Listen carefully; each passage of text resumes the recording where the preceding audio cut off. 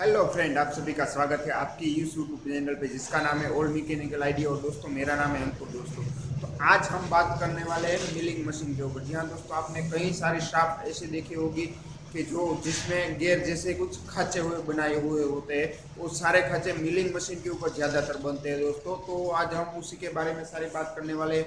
यहाँ पे एक मेरे पास शाफ्ट है, देख सकते हैं आप। यहाँ पे एक गियर के जैसे ही कुछ खांचे लगे हुए हैं आगे की ओर, और ये यहाँ से टूट गई है। आप देख सकते हो कि यहाँ पे कुछ इस टाइप की थी और ये यहाँ से टूट गई है दोस्तों। तो अब हमें इसका ऐसा खांचा बनाना है मिलिंग मशीन के ऊपर। इसमें मैंने टर्निंग करके ये सारी शाफ्टिंग तो ओके कर ली है, लेकिन अब यहाँ से लेके हमें यहाँ तक इसके ऊपर कुछ इस टाइप के खांचे बनाने हुए और उसको इस गियर के अंदर हमें फिट करके दिखाना होगा कि ये कैसे काम करता है दोस्तों। तो यहाँ पे ये गियर है और यहाँ पे देख सकते हैं इसके ऊपर ये कुछ इस तरह से फिट हो रही है और उसका गियर के अंदर भी इस टाइप के खांचे लगे हुए हैं दोस्तों। तो आज हम इसी के बारे में बात करने वाले हैं दोस्तों। कई सारे दोस्तों ने मुझे कमेंट करके बताया कि सर जी, आप हम मिलिंग के बारे ऊपर वीडियो बनाए। तो आज हमें जॉब भी मिल गया है और उसके ऊपर अच्छी तरह से वीडियो बनाने के लिए थोड़ा सा टाइम भी बच गया है हमारे पास दोस्तों। तो आज ये हमें मेरे पास मिलिंग मशीन है, इसके ऊपर मैंने डिवाइडर लगाना। तो आपको इसका पहला वीडियो बनाया हुआ है, चाहे तो आप मेरे चैनल पे जाके वो भी देख सकते हैं दोस्तों। तो यहाँ पे मैंने डिवाइडर का तो सारा सेटिंग कर दिया है। अब मैं स्टूल कैसे लगाता हूँ, कौन सा स्टूल लगाता हूँ, किस टाइप से उसको मशीनिंग करता हूँ, और सबसे ज़्यादा इंपॉर्टेंट बात दोस्तों, सारे दोस्तों ने मुझे कमेंट में बताया कि सर हम इसका डिवाइडिंग कैसे करें। जी हाँ दोस्तों, डिवाइडिंग के लिए मैं आपको आज सबसे ज़्यादा ईजी से ईजी ट्रिक बताने वाला हूँ दोस्तों। वो फॉलो करेंगे, आपका कैलकुलेशन कभी गलत नहीं होगा और आपका जॉब कभी खराब नहीं होगा और एक्यूरेसी के साथ आपका जॉब तैयार होगा दोस्तों। ये मैं गारंटी के साथ कह सकता हूँ दोस्तों। तो लास्ट तक बने देना, ये वीडियो थोड़ा सी लंबी होने वाली है दोस्तों। अभी तक आपने मेरे चैनल को सब्सक्राइब नहीं किया तो प्लीज़ पहले सब्सक्राइब कर दिए, बाद में लाइक का बटन दबा देना दोस्तों। और वीडियो अच्छे लगे हैं तो नीचे मुझे कमेंट में बताना है, या फिर आपको कोई प्रॉब्लम है तो नीचे मुझे कमेंट में बताना है, या तो मैंने डिस्क्रिप्शन में अपना व्हाट्सअप नंबर दिया है, वहाँ जाके आप मुझे फॉलो कर सकते हैं दोस्तों।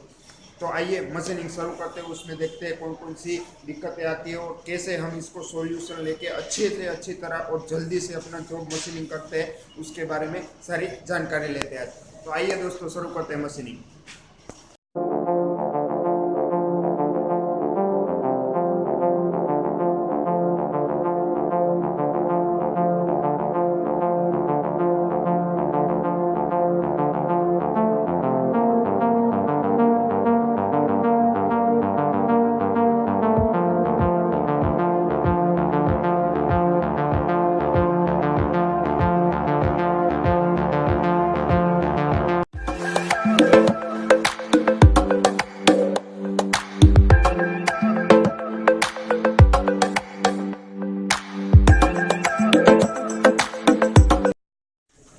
तो दोस्तों, यहाँ पे हमने ये डिवाइडर को लगा दिया है। अब हम इसके ऊपर ये अपना जॉब लगा देते हैं।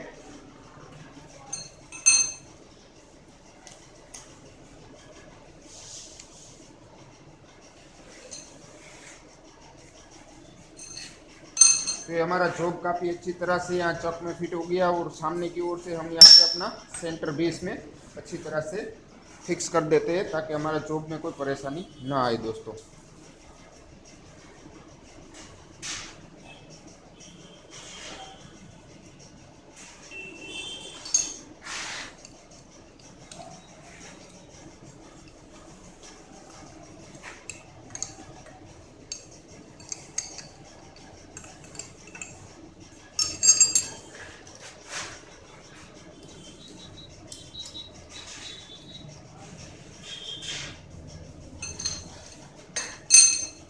तो दोस्तों, ये हमारा जॉब यहाँ पे कंप्लीट हो गया है। तो अब हम इसके बाद इसमें 6 पार्ट लगाने हैं कुछ इस तरह से, 1 2 3 4 5 6 पार्ट लगाने हैं। तो यहाँ पे डिश से हम इसका सेटिंग नहीं करेंगे, हम इसको दूसरी तरह से इसका जुगाड़ लगाएंगे और उसके ऊपर इसका हम काफ़ी सारा काम कर लेंगे दोस्तों।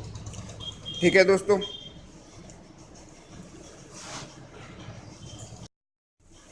तो दोस्तों, हमारा जॉब यहाँ पे फिट हो गया डिवाइडर के ऊपर। अब हम इसका 6 पार्ट का जो कैलकुलेशन होता है उसके बारे में आज मैं आपको जुगाड़ बताने वाला हूँ। जी हाँ दोस्तों, क्योंकि यहाँ पे जो डिश दी गई है वहाँ से कैलकुलेशन करना बहुत ही मुश्किल होता है दोस्तों, क्योंकि वहाँ पे ढेर सारे खांचे दिए गए हैं। वहाँ पे एक भी खांचा उधर इधर हो जाता है तो हमारा जॉब फेल मतलब नहीं। तो उसी के बारे में मैं आज बताने वाला हूँ दोस्तों, आप कैलकुलेशन कैसे करेंगे। तो यहाँ पे मैंने जो लेथ मशीन में हमें थ्रेड काटने के लिए सारे गियर दिए जाते हैं। जी हाँ दोस्तों, ये यहाँ पे सारे के सारे गियर दिए जाते हैं। ये 60 दांते का गियर है दोस्तों। जी हाँ, 16 दांते का गियर है। या उसको यहाँ पे मैंने इस टाइप से पीसीबी कर लिया दोस्तों। 10-10 दांते का यहाँ पे निशान लगा लिया है, ताकि हमें आसानी से मार्किंग करने में दिक्कत ना हो दोस्तों। तो यहाँ पे आप देख सकते हो कि मैं यहाँ पे अच्छे से 6 दांते का हिसाब से, वो जो हमें 6 दांते लगाने उसके हिसाब से यहाँ पे हमने सारे का सारा कैलकुलेशन बना लिया है दोस्तों।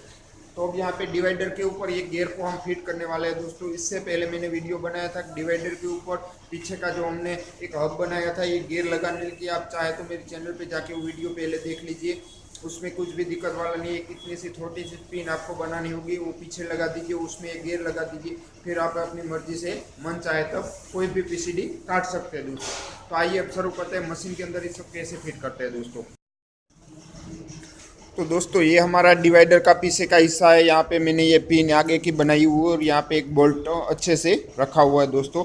तो आज हम इस गियर को भी यहाँ पे फिट करने का मैं आपको आइडिया बताऊंगा दोस्तों। इस गियर को आपको बस अपने हिसाब से इस तरह से रख देना है और पीछे से ये बोल्ट को यहाँ से कस देना है, ताकि हमारा गियर यहाँ से स्लिप ना हो। और यहाँ पे जो सारे खांचे लगाए हैं उसके हिसाब से ये पॉइंट यहाँ पे रखा हुआ है। मैंने एक पट्टी जैसा कुछ बना लिया है, तो उसके हिसाब से आप यहाँ पे सारे गियर के हिसाब से यहाँ पे कॉन्टैक्ट लगाते जाएंगे, तो कभी भी आपका कैलकुलेशन गलत नहीं आएगा।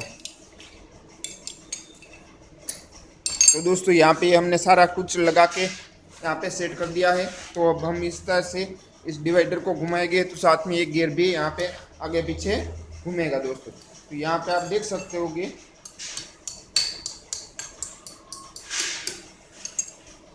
कि ये हमारे साथ यहाँ पे इस तरह से काम करता है। और यहाँ पे जो हमने पीसीडी लगाई है उसके हिसाब से यहाँ पे एक गियर का निशान यहाँ पे कनेक्ट कर लेता है। मैं अभी आपको दिखाने वाला हूँ दोस्तों। आप देख सकते हो कि यहाँ पे मैंने ये मार्किंग लगाया हुआ था और ये हमारा, आप देख सकते हो कि यहाँ में मार्किंग लगाया हुआ है और एकदम से ये यहाँ पे इसकी सीध में इसको रख देना है। और यहाँ से आप थोड़ा बहुत घुमाएंगे तो भी आपको पता चल जाएगा कि आपका डिवाइडर थोड़ा बहुत घुमा हुआ है दोस्तों। तो आप देख सकते हो कि यहाँ पे दूसरा निशान भी हमारा इसी तरह से आ गया है दोस्तों। तो बस इसमें कुछ बड़ी दिक्कत है नहीं, इसी तरह से आप अपना कैलकुलेशन कर सकते हो। और किसी भी शाफ्ट में या कोई भी गियर काटना हो आपको, अपनी तरह से आप आराम से कोई भी काम कर पाएंगे दोस्तों। वो इसमें कोई और दिक्कत भी है नहीं। तो अब मैं इसके स्टूल के बारे में बताने जा रहा हूँ दोस्तों कि इसका स्टूल कौन सा लगाना है और किस तरह से हमें मशीनिंग करना है। जी हाँ दोस्तों, तो आइए स्टूल लगाते हैं और उसके बाद इसका मशीनिंग देखते हैं कैसे होता है दोस्तों।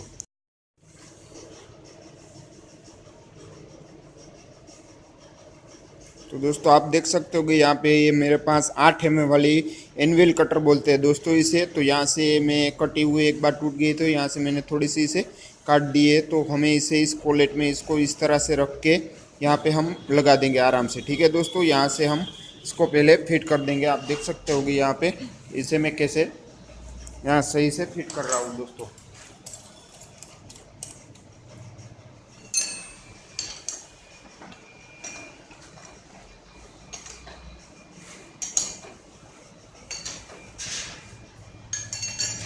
तो दोस्तों हमारा स्टूल यहाँ पे बड़ी अच्छी तरह से फिट हो गया है। और अब हम इसके ऊपर इसका पहले सेंटर ले लेंगे, उसके बाद टच करवा के इसका मशीनिंग चालू करेंगे दोस्तों।